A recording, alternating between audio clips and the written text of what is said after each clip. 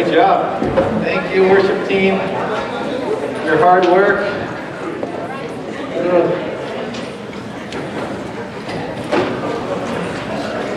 See, well, good morning, everyone. Good morning. You guys are doing great. Last week, actually, I just wanted to start off saying, last week I showed a video with 3 teenagers in it. And it had George Alexander, Logan Jacobs, and PJ Kopp. I think I accidentally called George Alexander Sean Alexander, which is in fact his father. That's not him. So it's, George is out there. I don't even know if he's here today, but he is. I apologize if he's not. All you guys send him my regards. That I made it right. We're going to start a new series here called Walk. This is what I would consider the original definition of what it means to be a follower of Jesus Christ, what it means to be a Christian, to be somebody that walked with Jesus. This is what I would consider an authentic description. You know, in the first century, much like today, there were lots of people that called themselves Christians, but in fact were not. And when communities get together and people see great things, there are always people that want to be a part of that, and they want to kind of reap everything without actually giving anything. And so the Apostle John, and so this was John who was a friend of Jesus. This is a guy that actually knew Jesus Christ, talked and addressed this. And so in the first century, you had groups called Gnostics, or the Docetics. These were people that kind of had, were pseudo-Christians.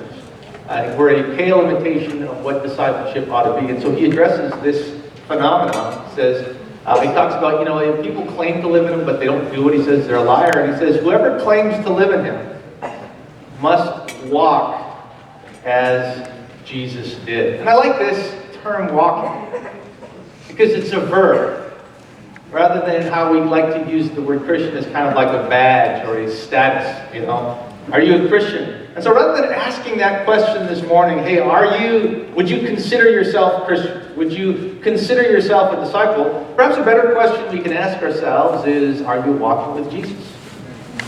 Are you a follower of Jesus? Now here's the thing about this question. It's not a yes or no answer. What I mean? It's not something where you go to yourself and go, yes, I am. Or you go, oh man, I'm really bad. No, I'm not. It's kind of like when I ask myself the question, am I a speaker? I don't get to answer that question. That's really not up to me. It's up to each and every one of you. You know what I'm saying? Like, I don't go, oh man, I'm awesome. Or I don't go, oh man, I'm the worst ever. To answer that question honestly, I've got to engage. I can't just ask it of myself and go, yeah, I think I'm awesome. And, you know, you can't just, as a speaker, you can't just listen to the 10 people that like you and ignore the 15 people that don't. Right? There are people, bless their hearts, in the congregation that are just so positive. Like there's a sister in the congregation in Christian Project. She only says positive things to me. I could do the worst lesson ever. I could just come up here and just start yelling and cussing, and she would come up to me at the end of that and go, bro, the adjectives that you used were grammatically correct. I mean, she would find something positive to say. And you know what? We all need people like that. I'm super grateful for people that are positive, encouraging, but that's obviously not going to be engaged to answer that question, right? Well, how do you answer that question? Are you walking with Jesus? In the same way that you would expect me to try and answer the question, how am I doing speaking? Well, one of the things you'd have to look at is you'd have to look at the evidence, right? You'd have to look at the diagnostic. You know, in James chapter 3, the writer says, you know, who's wise? Well, you should show it by your life, right? And Jesus talked about this as well. He said in Matthew chapter 7, he said, you know, a good tree can't bear bad fruit, bad tree can't bear good fruit. He says, but thus, by their fruit, you'll recognize it. There should be the evidence of somebody that is walking with Jesus. It's not just something that's spinning back in your head. Your life should bear the evidence of that. And we're going to talk a little bit about what kind of evidence, but one step more than that. So to answer this question, are you walking with Jesus? Again, I want to give the parallel of me trying to ask myself a question about my speaking. One, I got to look at the evidence, but then two, it takes intentionality. It's going to take intentionality on your part. Anytime you want to find out the truth about yourself. Because what gets exposed when you ask yourself these questions, but specifically when you want to ask the question, am I walking with Jesus? Is it's going to expose your relationship with the truth. You know, you can't say that you love me and hate my family. That's an incongruence. Because those two things run alongside each other.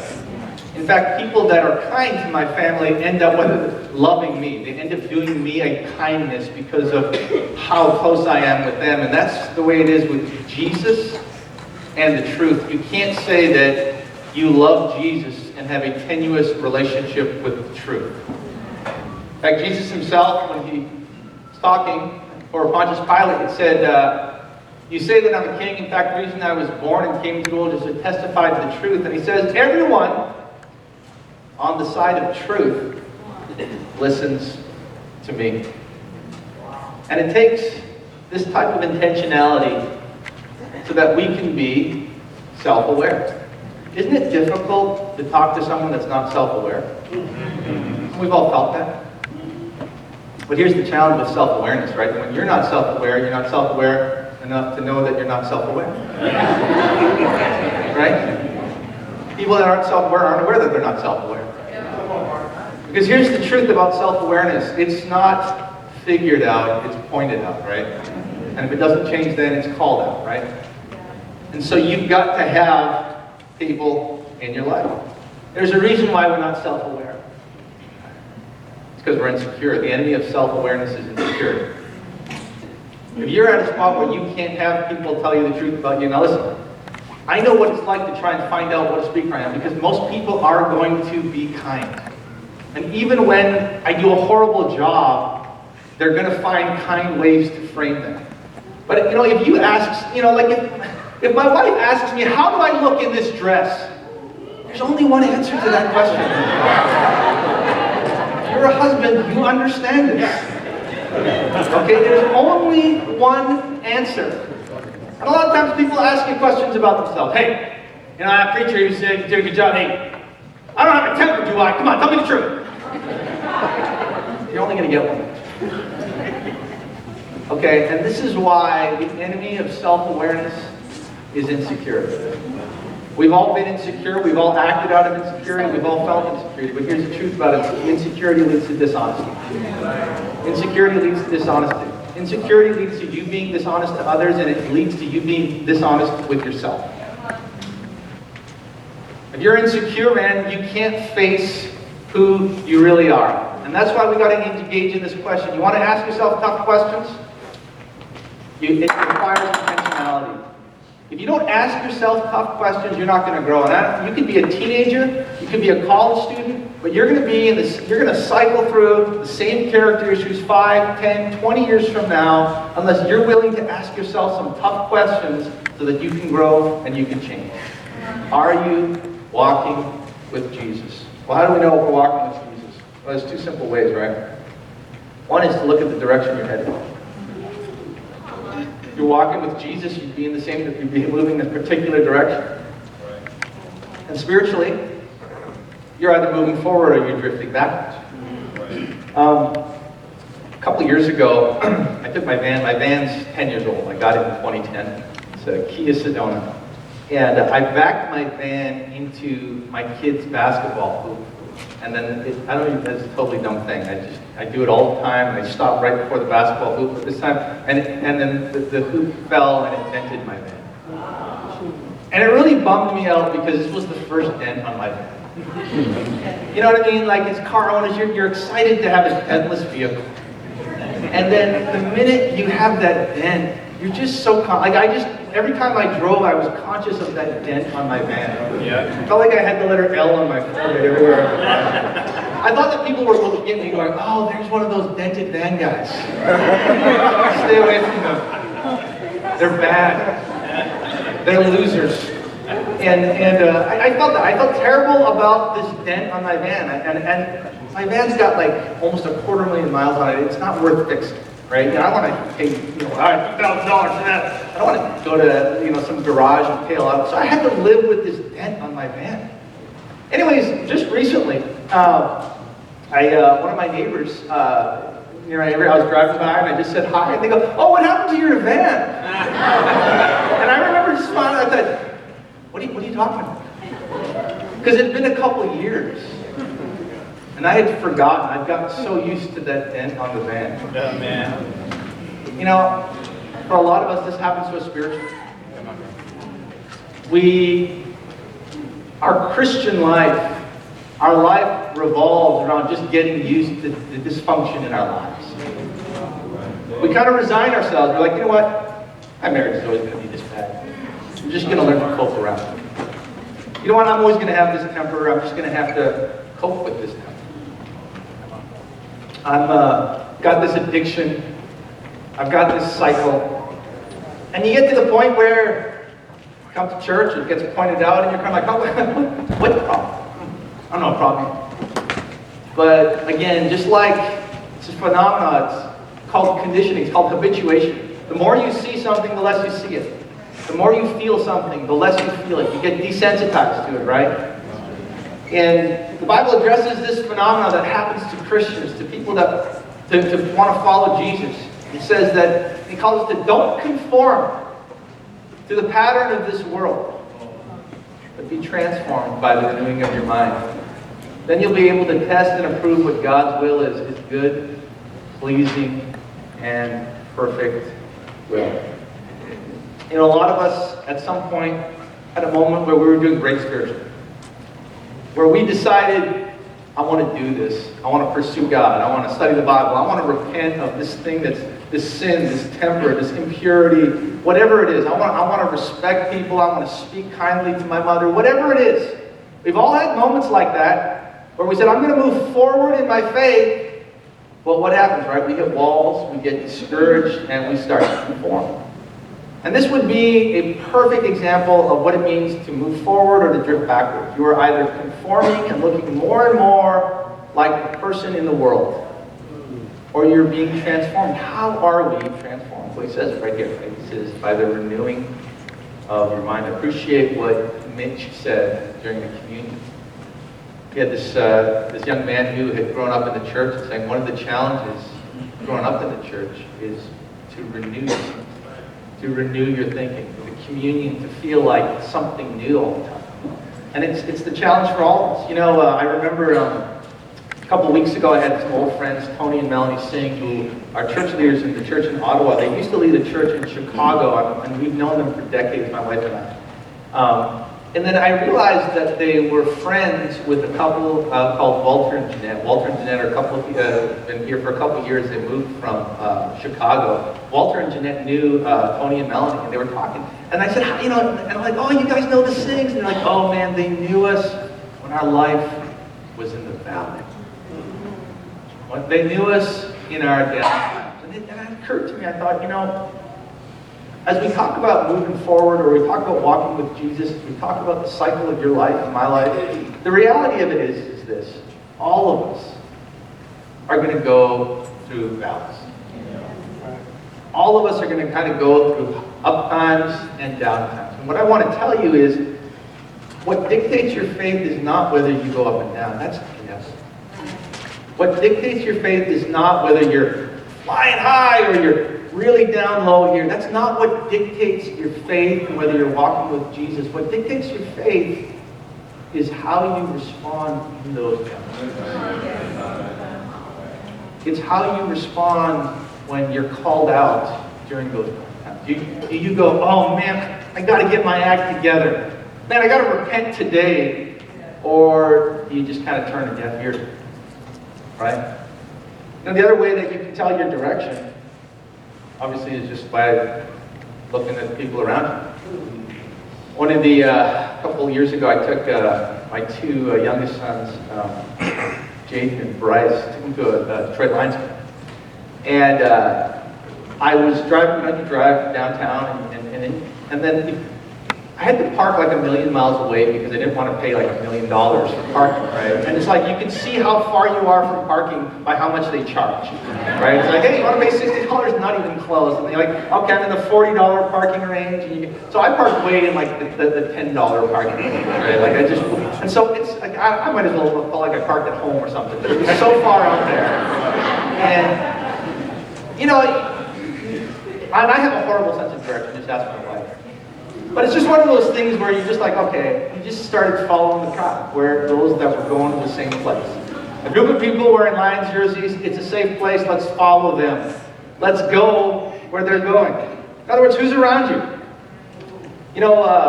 I've shared with the church, there's certain things I love to do, certain things I don't like to do. One of the things I don't like to do is go camping. Last year, a couple brothers approached me, right? And I don't like camping, right? Let me describe the type of camping that they wanted to do. No showers, no toilets, eat like you're homeless, and there's bears that can eat you. And it's going to cost you some money to do that. Who would choose that life? You know what I'm saying?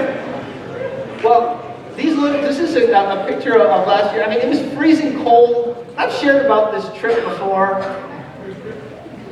The only awesome thing about this trip is that now it's a memory. You know what I'm saying? This was everything that is outside if this is my comfort threshold in life, this is where camping put me. You know what I'm saying? Like it just put me way. And there was like, first of all, it started freezing cold, right? And these brothers, they don't care what I'm going through. They're just kind of like, oh man, it's gonna be cold. And then it's like these treacherous rocks. Like this picture does not do justice. We had to climb up things that there was water and rocks. There was one brother named John Jacobs. He fell down, he lost his hat, and it was like he's like, I'm okay, but I was like, no! Like it was a terrifying moment. You know what I mean? I was counting the days to be over. But there was a couple of things that had happened. Obviously, one of them was we were climbing up this, there was a steep climb. And I remember this, so one of the brothers, Nick Merkel, he's like, he's kind of just going ahead of me and says, hey, grab this, and he's showing me all the handholds. And I could do it, but what made it a lot easier, obviously, was that Nick went before me. Just practically, I could see where he put his foot, I could see the handholds that worked and didn't, because I remember going by myself, sometimes you grab a stick and that stick, it's not secure. So there's a legit danger, there was dangerous rocks, but when you're with people, you can push far beyond your own threshold, right? One way to check which direction you're going is to look at the people around you. People who walk with Jesus traveling fast. Are you walking with people? And lastly, the thing I want to look at here is you look at the direction you're heading, right? You want to look at the direction. The other thing you want to look at is your pace. You're walking with Jesus, you got to be heading in the right direction, right? You've got to be walking with people, but you've got to be having the right pace. I don't know if you guys know this. I don't know if I shared this with you, but last year I ran a marathon. Yes, I know, very impressive. Stunned silence.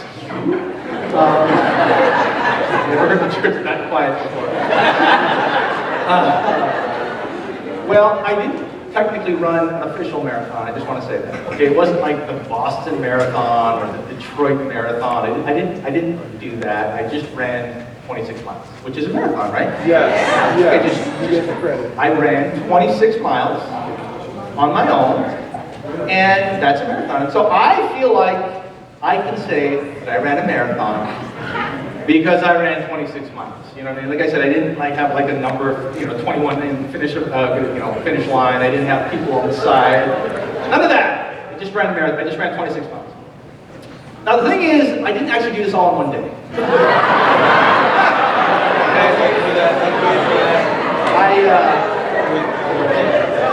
I ran over a period of a couple months.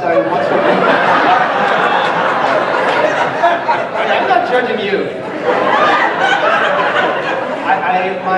The area around my block is about 3.5 miles.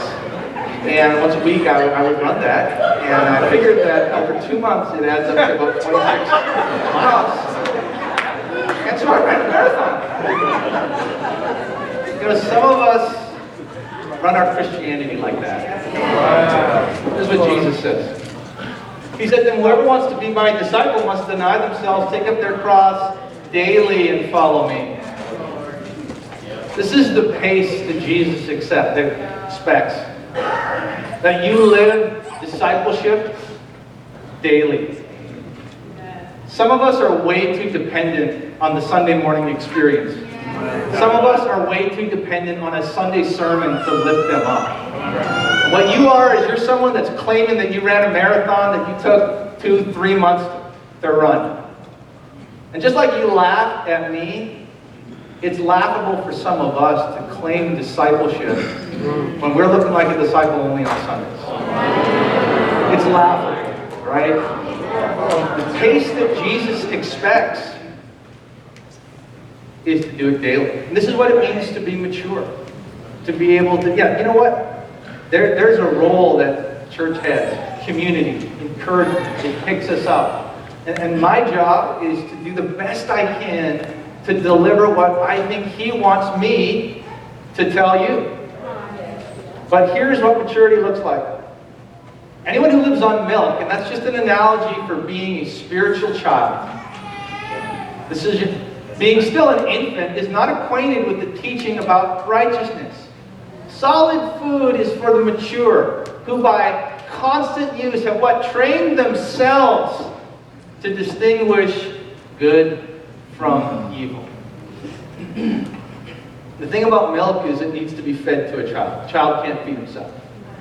Milk needs to be fed to a child.